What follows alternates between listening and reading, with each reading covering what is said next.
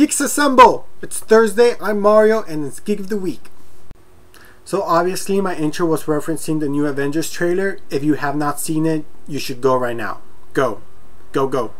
Go, go, go, go. Go right now. Go. Stop watching this and go. It is epic. So with that said, this week I will be doing the comic book review first, and then I'm going to make comments and answer questions. So with that said, let's get to the review. This week I will be reviewing Chew, Volume 1, the Omnivore Edition, written by John Layman and art by Rob Delory. And if the Food Network made a Law & Order show, you'd have this book. The premise is really cool. Imagine the bird flu has killed millions of people, and as a result, selling or eating chicken has become illegal, and the FDA has become the most powerful agency on earth.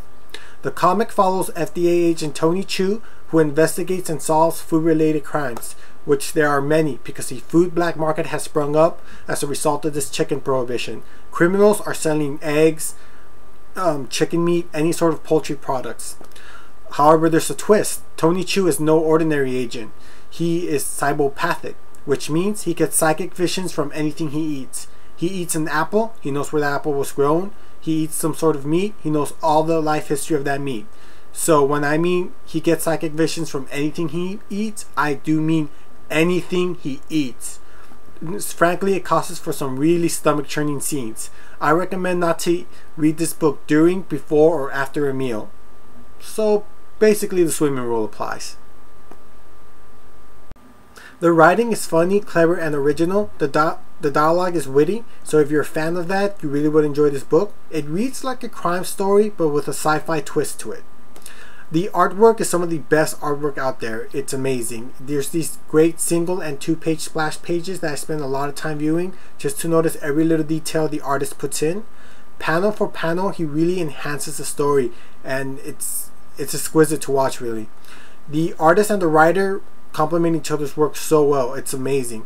That's always something you want to look for in a comic book team. How will the two bring work together, and these two do. They bring the best out of each other's work. I would definitely view the comic slowly just to notice all the great artwork. This is the hardcover edition. It costs about 23 bucks and collects Chew's issues 1 through 10. I would recommend getting the paperback edition. It only collects half the book for half the price. So choose issues 1 through 5 for about 10 or 11 bucks. So that way if you're on a budget, you're not out too much. If you want to get the first one now and the first one later.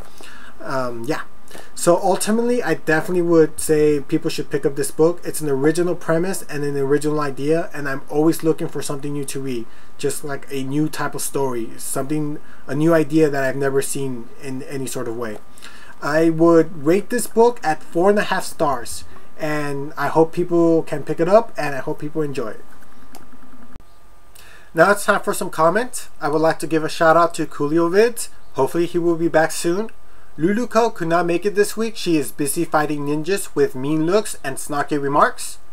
Nikki, your schedule sounds intense. Some fun parts, but very intense. It makes me wonder if you've heard this concept we call sleep. As for Steph, your tutorial was quirky, and I recommend people to watch it. And we wish you well on Utah. And now to answer questions. Last week Nikki asked, what's our most epic geek moment to date? And I have been lucky enough to meet some really amazing and talented people at conventions, but by far my most epic geek moment to date was my first trip to Comic-Con. Usually anywhere I go I'm the minority, but at the con there's just as, if not bigger geeks than you. My first experience was mind-blowing.